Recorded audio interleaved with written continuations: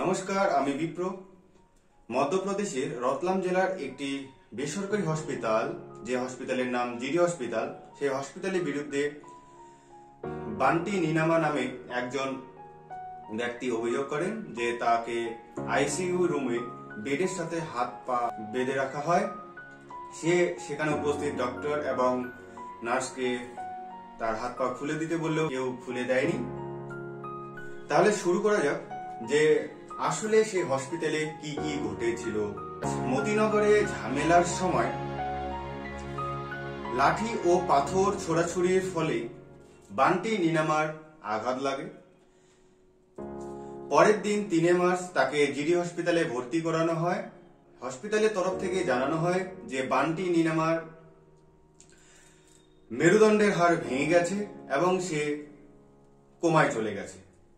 Hospital থেকে তার পরিবারকে জানানো হয় যে বান্টি নিনামার মেরুদণ্ডের হাড় ভেঙে গেছে, এই জন্য বিভিন্ন পরীক্ষা ও তার চিকিৎসার জন্য 1 লক্ষ টাকার মতো প্রয়োজন।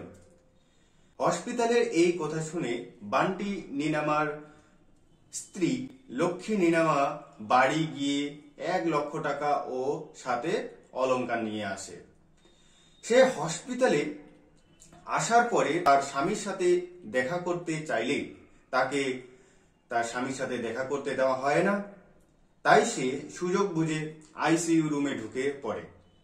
লক্ষ্মী নিনামা আইসিইউ রুমে গিয়ে লক্ষ্য করেন যে তার স্বামীকে বেডের মধ্যে হাত ও পা শুদ্ধ বেঁধে রাখা হয়েছে এবং তার স্বামী চিৎকার করছে তার হাত পা খুলে দেওয়ার জন্য। এরপরে তার স্ত্রী তার হাত পা খুলে দেয় এবং দুজনেই হসপিটালের বাইরে চলে আসে। এখানে ঠিক যেন অক্ষয় কুমারের গব্বর সিনেমায় হসপিটালে যে ঘটনাটি তুলে ধরেছিল, ঠিক সেরকমই ঘটে গিয়েছে।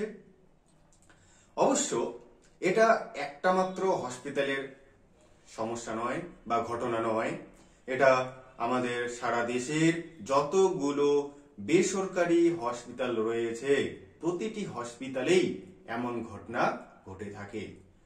সাধারণ মানুষের সাথে এরকম ঘটনা ঘটলে তারা কোথায় অভিযোগ করবে সেই সাহসটুকু তারা পায় না। এই জন্য তারা মুখ বুজে সহ্য করে নেয়। যেহেতু তারা তাদের রোগীকে সুস্থ করাটাই তাদের কাছে প্রধান কারণ হয়ে থাকে, তাই তারা যেখানেই পারে জমি জায়গা নিজস্ব প্রিয় জিনিস বিক্রি করেই হোক বা অন্য কিছু করেই হোক, ধার দেনা করেই হোক, সেই হসপিটালের প্রাপ্ত বিল তারা চুকিয়ে দেয়।